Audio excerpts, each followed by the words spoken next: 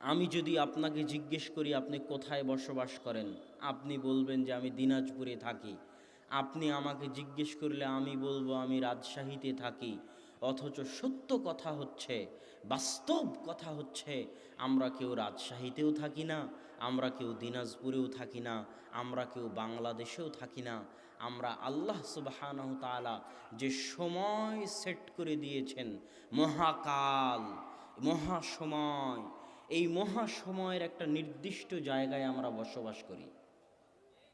কথা যদি বুঝাতে না পারি তাহলে আমি ব্যর্থ। আমার জন্ম 1993, আমার মৃত্যু আল্লাহ লিখে রেখেছে, মানে 1993 থেকে আমার মৃত্যু পর্যন্ত যে সময়টা, এই সময়টার মধ্যে আমি বসবাস করি। এই সময়টার মধ্যে আমি চাইলে সৌদিতেও থাকতে পারি, আমি চাইলে বাংলাদেশেও থাকতে পারি, আমি চাইলে ভারতেও থাকতে পারি, কিন্তু আমার থাকার জায়গা এই সময়। যেই দিন